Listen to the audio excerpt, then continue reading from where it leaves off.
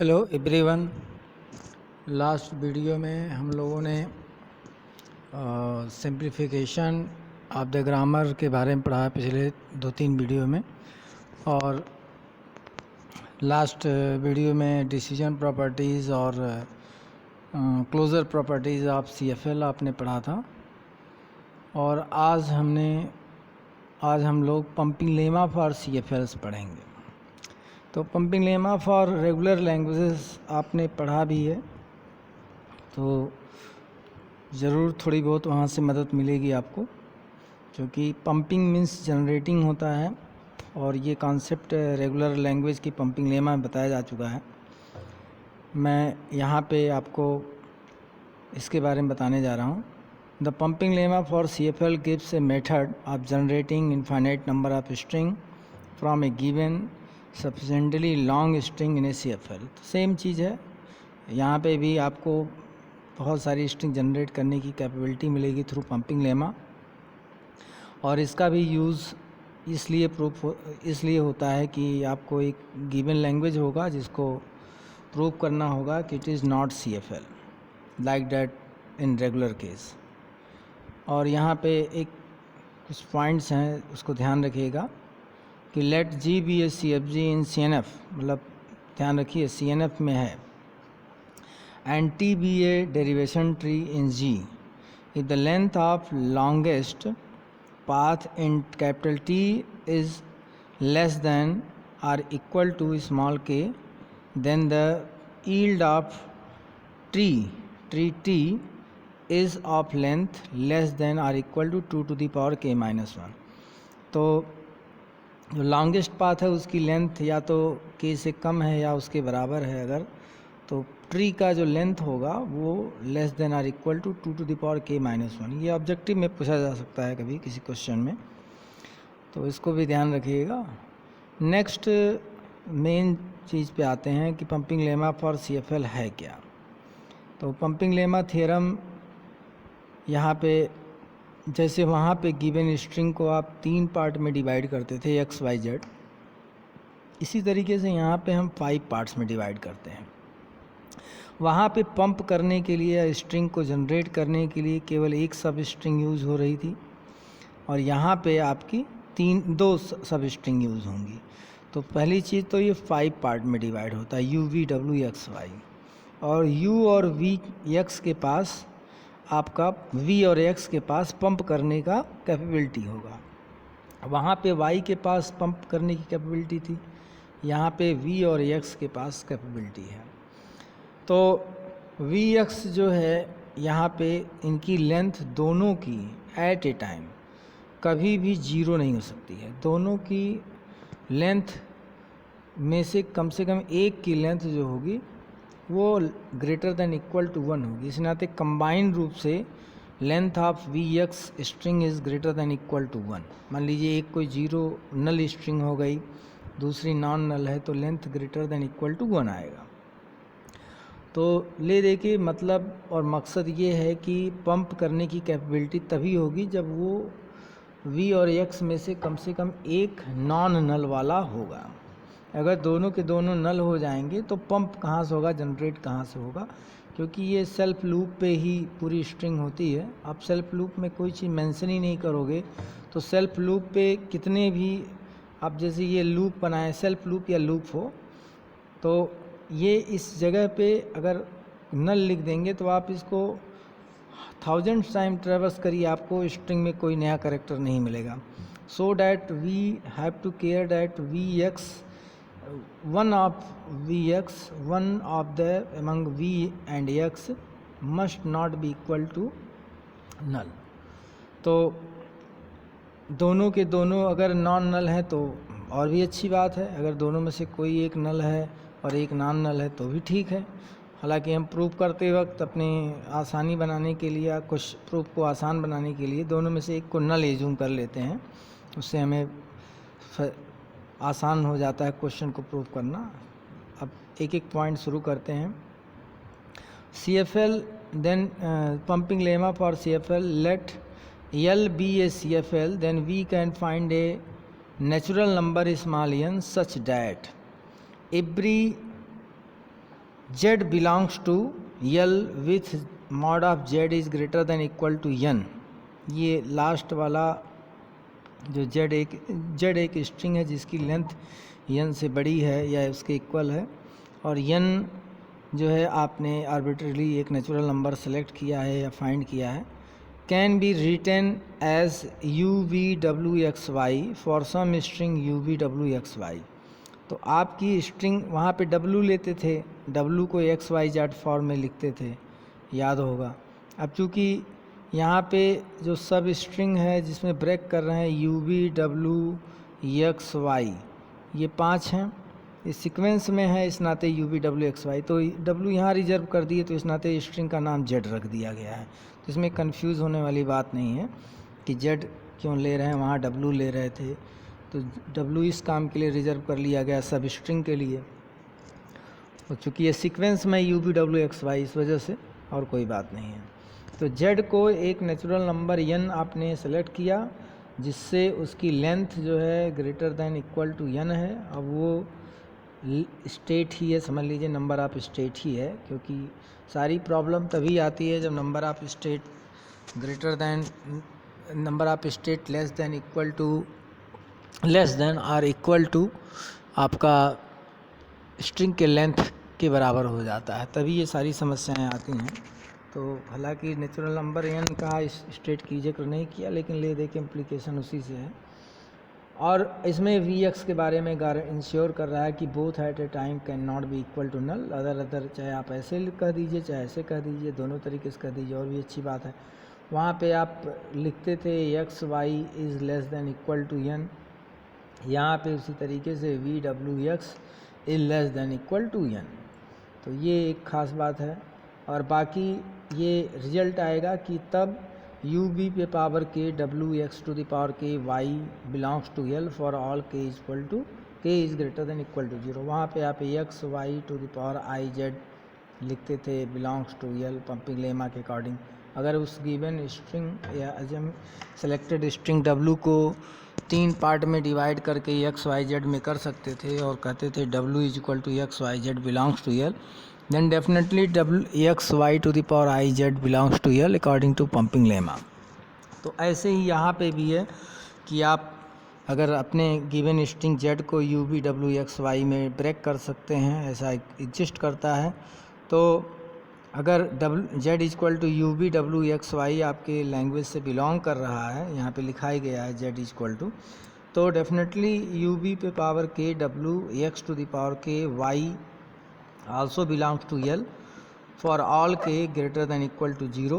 बस कुछ कंडीशंस आपको ध्यान में रखनी है कि where Vx at a time cannot be equal to null means both at a time cannot be equal to null। In other words, mod of Vx means length of string Vx is greater than equal to 1, and its implication that mod of VWX is less than equal to n, ये भी बात बोला गया है। तो application उसी तरीके से यहाँ पे भी है कि आप इसको यूज़ कर सकते हैं पंपिंग लेमा को to prove that a given language is not CFL। जैसे वहाँ पे आप यूज़ करते थे, ठीक उसी तरीके से यहाँ पे भी कर सकते हैं। तो स्टेप जो इन्वॉल्व हैं उसी तरीके से ऑलमोस्ट हैं। Assume L is CFL, let n be the natural number obtained by using pumping lemma, choose Z is less than Z belongs to L so that mod of Z is greater than equal to n, write Z is equal to UVWXY using the pumping lemma. Pumping lemma use करते हुए आपने इसको 5 part में divide करके Z को लिखा और 5 सब स्ट्रिंग में डिवाइड करके। तो फाइंड ए सुटेबल स्मॉल की, आपको ऐसा स्मॉल की आपको सेलेक्ट करना रहेगा अपनी रीजनिंग एबिलिटी से जिस पे ये हो कि UV पे पावर k WX पे power k Y does not belongs to L।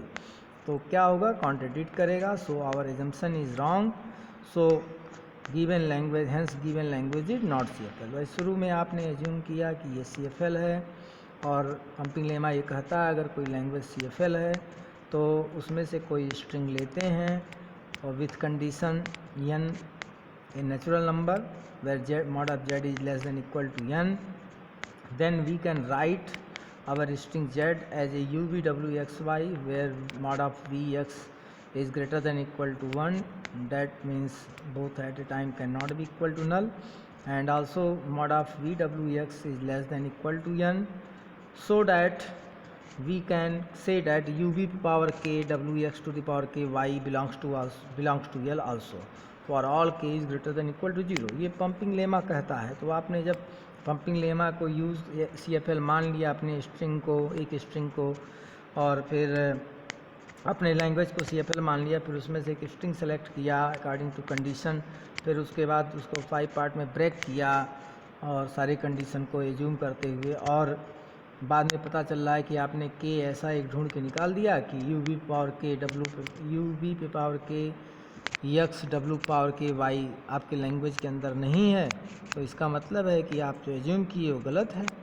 तो इस वजह से पंपिंग लेमा के जम्पसन पंपिंग लेमा के जो कथन है उससे कॉन्ट्रडिक्ट कर रहा है. तो इस वजह से आपका जो लैंग्वेज है वो CFL नहीं होगा, क्योंकि पंपिंग लेमा में तो ये कह दिया गया कि कोई भी CFL हो और वो सारे कंडीशन को फॉलो करता है.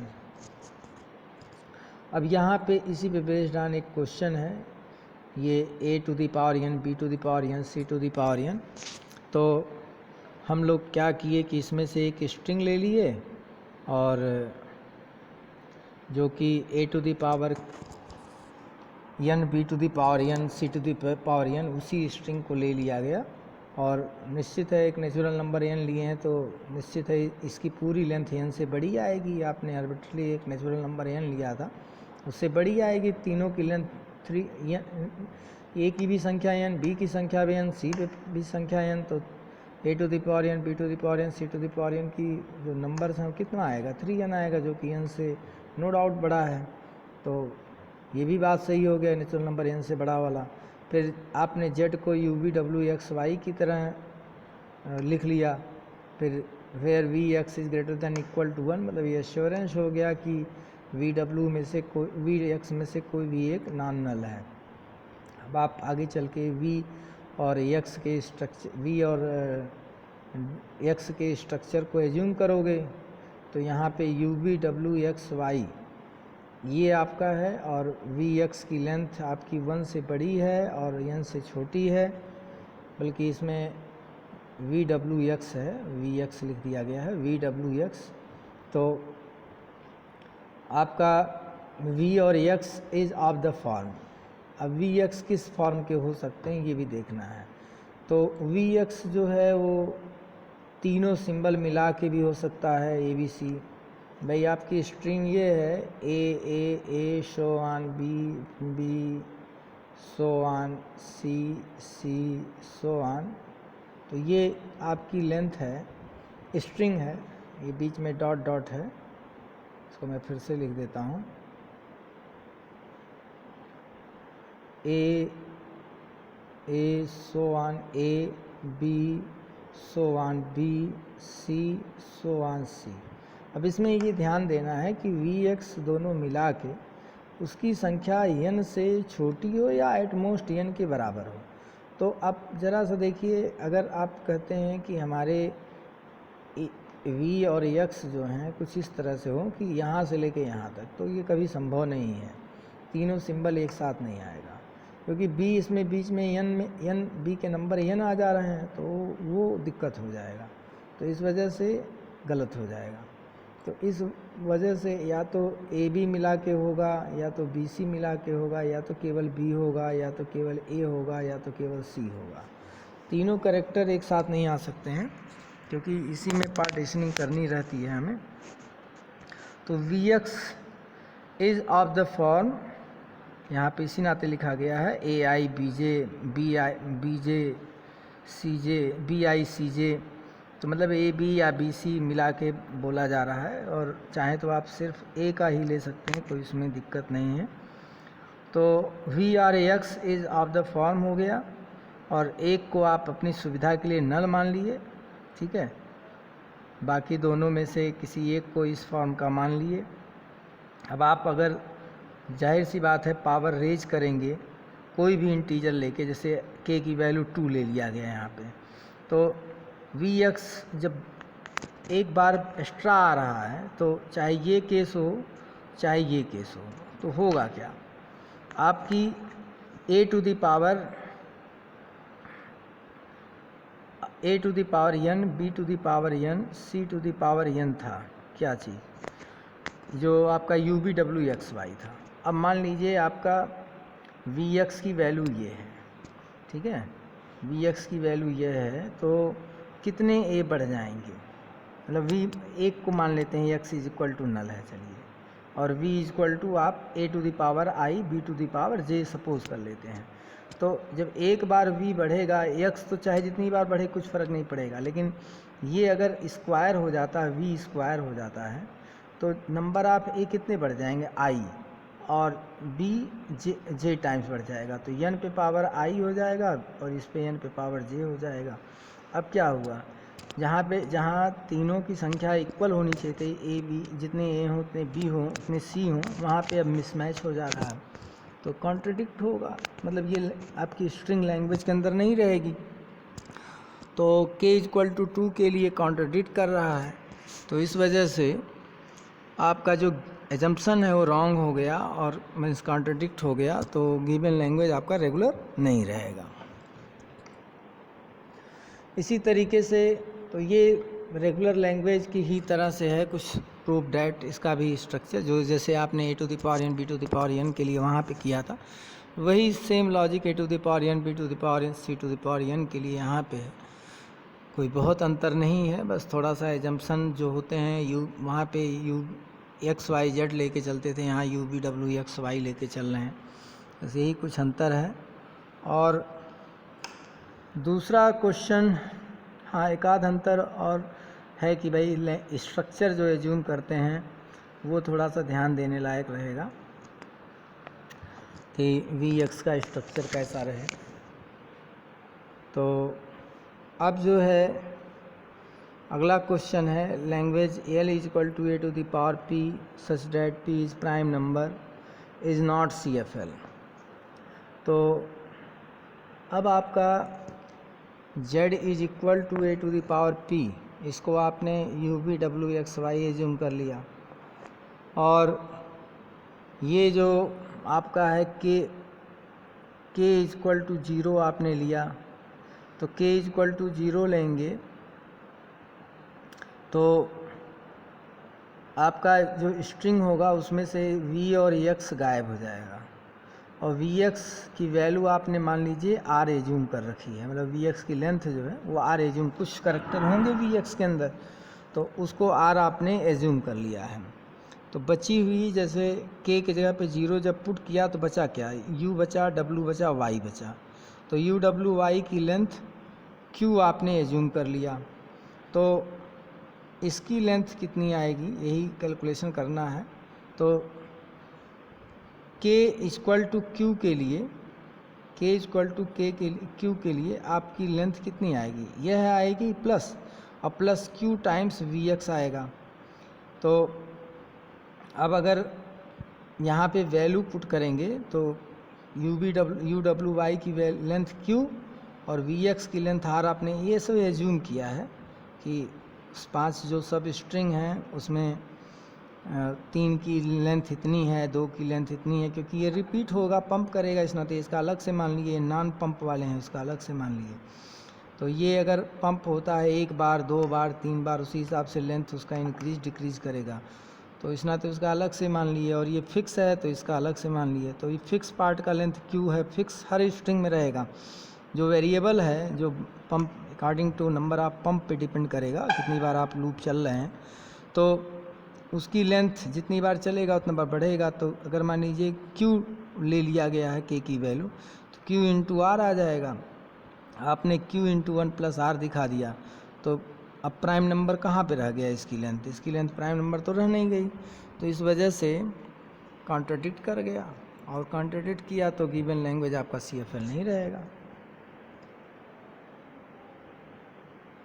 तो इस तरीके से आपका 3rd यूनिट ख़त्म हो गया, और नेक्स्ट यूनिट के बारे में हम अगले वीडियो में बताएंगे, लेकिन पूरा एक रिव्यू कर देते हैं कि थर्ड यूनिट में आपने क्या क्या पढ़ा। थर्ड यूनिट जो है CFL से रिलेटेड था और इम्पॉर्टेंट चीज़ें इसमें बहुत आपने सीखी। पहले चोम्स्की हायरार्की पढ़ा आपने, जिसमें क्लासिफिकेशन के बारे में बताया गया कि लैंग्वेज आपके कितने कैटेगरी के हैं। अनरिस्ट्रिक्टेड, जिसको फ्रेज स्ट्रक्चर्ड कहते हैं, जो कि जिसमें टाइप 0 टाइप के ग्रामर होते हैं या टाइप 0 टाइप के प्रोडक्शन रूल होते हैं। फिर कॉन्टेक्स्ट सेंसिटिव, जिसमें टाइप 1 ग्रामर की बात होती है, टाइप 1 प्रोडक्शन रूल की बात होती है। फिर CFL यानी कि टाइप 2, और लास्ट में मोस्ट रिस्ट्रिक्टेड है कोर पार्ट में रेगुलर, जिसमें टाइप 3 यानी कि लेफ़्ट लीनियर या राइट लीनियर, दोनों में से कोई एक, बट मोस्टली जो होता है राइट लीनियर ही हम लोग यूज़ करते हैं। तो टाइप 0 जो है वो ट्यूरिंग मशीन से रिकॉग्नाइज होता है टाइप 1 लीनियर बाउंडेड ऑटोमेटा से, कॉन्टेक्स्ट फ्री आपका पुश डाउन ऑटोमेटा से, और रेगुलर लैंग्वेज फाइनाइट ऑटोमेटा से रिकॉग्नाइज होता है। फिर आपने पढ़ा कैसे कैसे type 1, type 2, type 3 production rule, type 0 production rule, ये सब कैसे हम लोग पहचानते हैं, उसके बारे में आपने पढ़ा था। फिर जो है चोम्स्की क्लासिफिकेशन, ये सारी बातें जब आपने पढ़ लिया कैसे किस तरह के प्रोडक्शन रूल होते हैं, तो आपने फिर कंस्ट्रक्शन ऑफ रेगुलर ग्रामर, ये एक्चुअल में है तो रेगुलर लैंग्वेज का, लेकिन चूँकि यहाँ लैंग्वेज पढ़ रहे थे तो रेगुलर ग्रामर की ये कुछ चीज़ें थी वो भी सीख लिए आप, कि कैसे रेगुलर ग्रामर से आप DFA से रेगुलर ग्रामर बनाते हैं, ये बातें आपने पढ़ी। फिर डेरिवेशन कैसे करते हैं किसी लैंग्वेज से, जो करस्पॉन्डिंग ग्रामर है उससे स्ट्रिंग कैसे डिराइव करते हैं, वो बातें आपने पढ़ी। और जिसमें सबसे ज़्यादा इम्पॉर्टेंट चीज़ आपने पढ़ी ये क्वेश्चन और ऊपर वाले भी क्वेश्चन, क्योंकि उसमें रिमेम्बरिंग एबिलिटी दी जाती है। और फिर आपने पढ़ा कॉन्टेक्स्ट फ्री ग्रामर के बारे में, जो कि ऑलरेडी कॉन्टेक्स्ट फ्री ग्रामर शुरू से डिस्कस होता आ रहा है, लेकिन यहाँ एकदम स्पेसिफिक वे में पढ़ा आपने। और मोस्ट इम्पॉर्टेंट चीज़ जो डिफिनेशन टाइप का पूछा जाता है आपके एग्ज़ाम में, derivation tree, what is a derivation tree. तो यहीं पे जाके आपने डेरिवेशन ट्री का डिफिनेशन पढ़ा, जो कि ग्राफिकल रिप्रेजेंटेशन है, हाउ स्ट्रिंग इज डिराइविंग, और leaf, root node, intermediate node, इस सब के टर्म सीखे आप इस एस्पेक्ट में। और फिर आपने 2 तरह के डेरिवेशन के जिक्र किए, left most derivation, right most derivation. और फिर left most derivation, right most derivation समझने के बाद आप यहीं से एम्बिग्यूटी के बारे में भी आपको पता चला कि एम्बिग्यूटी भी कुछ होती है। तो एम्बिग्यूटी जो है आपका पढ़े, फिर एम्बिग्यूटी का रिमूवल पढ़े आप लोग। एम्बिग्यूटी मतलब इसमें पढ़े थे कि कोई भी एक ऐसी स्ट्रिंग है जिसके लिए एक से अधिक लेफ़्ट मोस्ट डेरिवेशन ट्री है या राइट मोस्ट डेरिवेशन ट्री है, तो वो आपका एम्बिगुअस हो जाता है।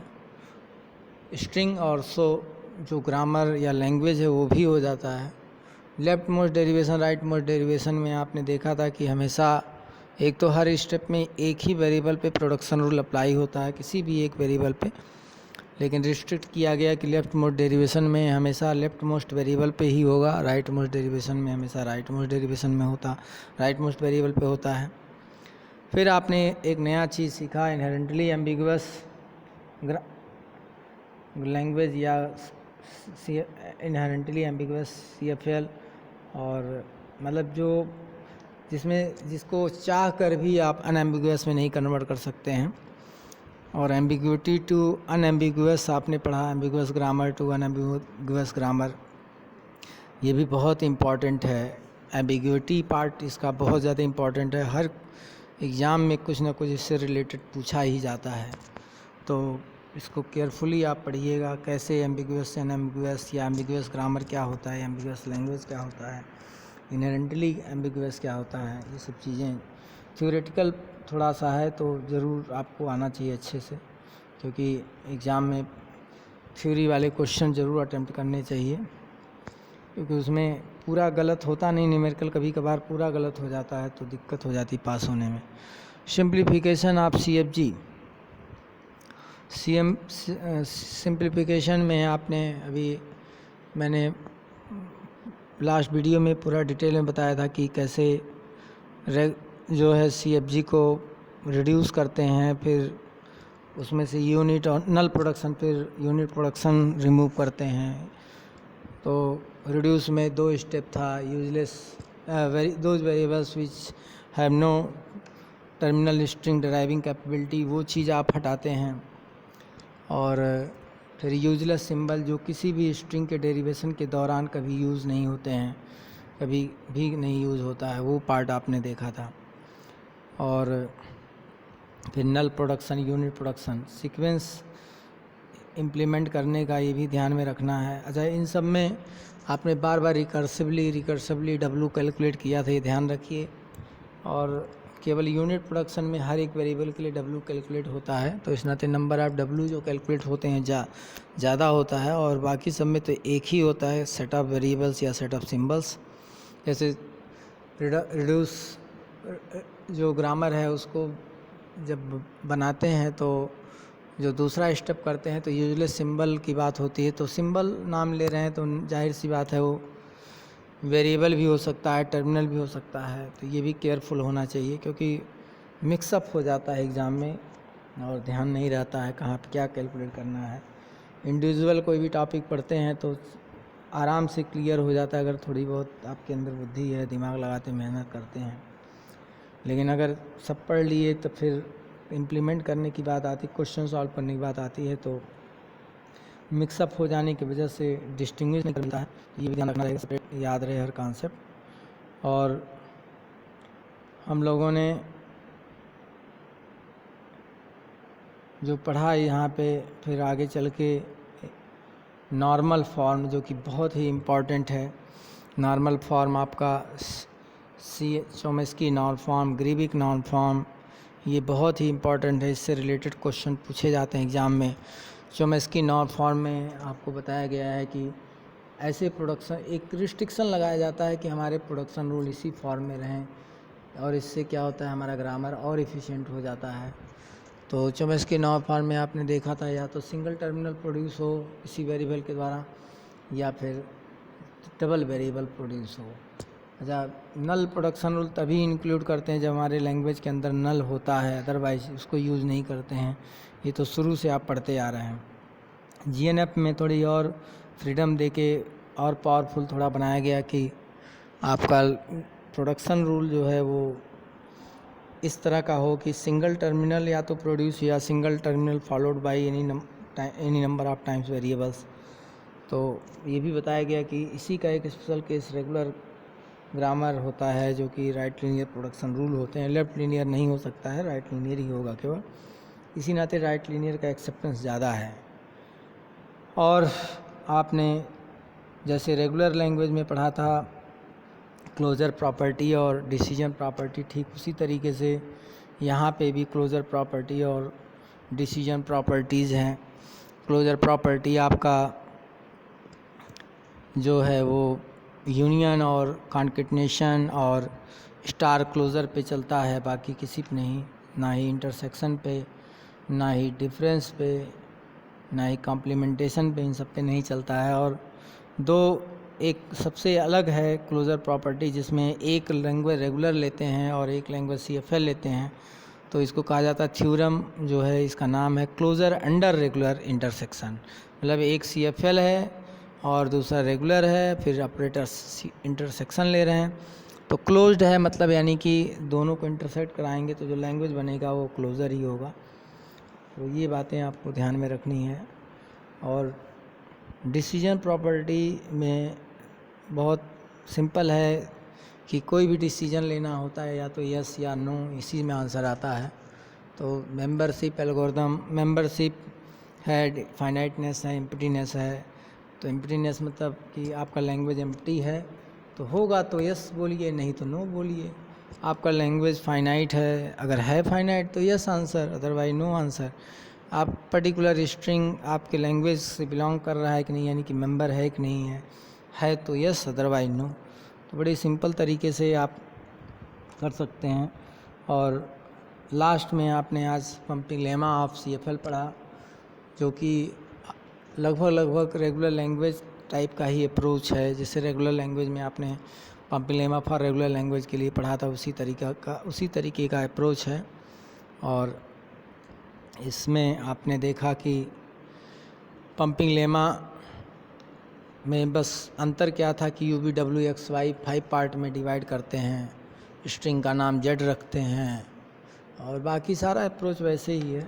तो इसको वीडियो को आप बड़े अच्छे से देखिए, पढ़िए, समझिए और प्रैक्टिस करिए क्वेश्चन को, तभी ये समझ में आएगा। इसमें बहुत सारी चीज़ें पढ़ाई गई हैं नेक्स्ट वीडियो में। Thank you.